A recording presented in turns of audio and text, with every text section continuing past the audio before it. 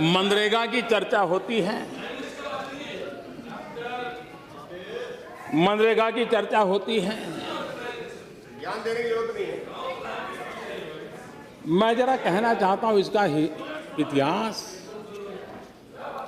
50 साल पुराना है,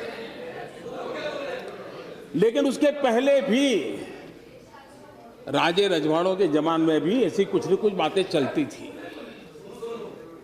आप देखिए 1972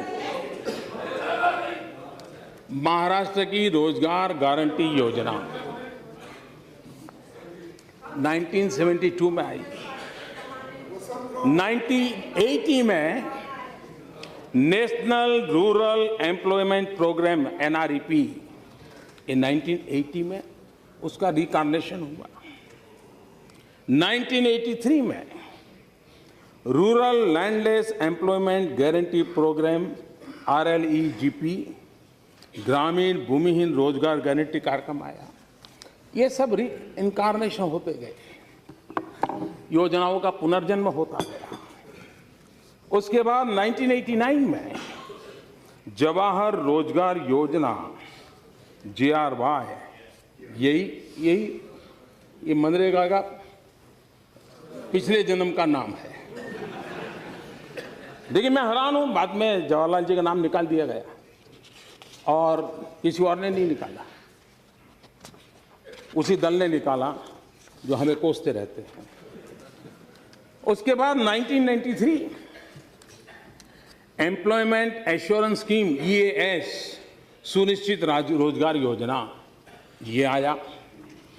उसके बाद वाजपेयी जी की सरकार आई, तो उस समय इन सभी योजनाओं में से जो भी अच्छा था ले लेकर के संपूर्ण ग्रामीण रोजगार योजना SGRY ये शुरू हुआ।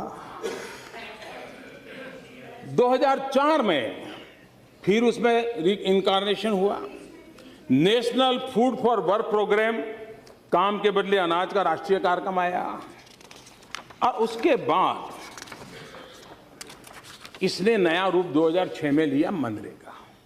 और इसलिए पहले नरेगा और फिर कुछ एक नया ज्ञान हुआ तो फिर वो मनरेगा हुआ। तो ये गरीबों की भलाई के लिए कुछ न कुछ योजनाएं लगातार चलती रही है। ये बात सही है कि आप बड़े सीना तान करके कह सकते हो कि मोदी जी चुनाव में भाषण करना अलग चीज है, तुम कहते हो गरीबी हटाओगे, लेकिन तुम्हें मालूम नहीं हम कौन है। अरे हमने गरीबी की जड़ें इतनी जमा दी हैं, इतनी जमा दी है। मोदी तुम उखड़ जाओगे लेकिन इसे उखाड़ नहीं पाओगे। ये बात सही है कि मुझे यहां आने के बाद पता चला कि इतनी जड़ें जमाई हैं आपने,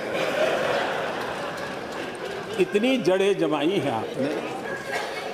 और इसलिए मैंने पिछली बार भी कहा था, इस बात का कोई इनकार नहीं करेगा कि इस देश के 60 साल के कार्यकाल में अगर हम गरीबों का भला कर पाए होते तो आज मेरे देश के गरीबों को मिट्टी उठाने के लिए, गड्ढा खोदने के लिए मजबूर नहीं होना पड़ा।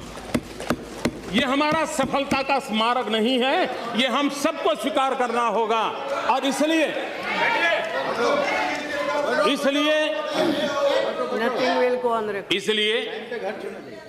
ये हमारा दायित्व भी बनता है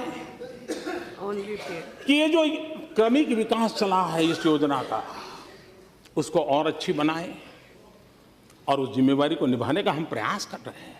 लेकिन ये बात स्वीकार करनी होगी कि हम उस हालत पर देश को लाए हैं, इवन स्किल लेबर को भी अनस्किल होने में मजा आने लगा है। और इसलिए मैं जब कहता हूं कि हमारी विफलताओं का स्मारक है, इसका मतलब यही है कि गरीबी न होती तो इस नरेगा या मनरेगा की जरूरत नहीं होती। लेकिन ये सच्चाई है और मैंने आकर के देखा कि ऐसी गरीबी की जड़ों को जमा दिया गया है कि उसको उखाड़ फेंकने के लिए मुझे भारी मेहनत करनी पड़ रही है। और उसके लिए हम अभी जो फिलहाल जो योजना चली है उसमें जो कमियां हैं उन कमियों को कैसे दूर करना उसकी दिशा में हम प्रयास कर रहे हैं।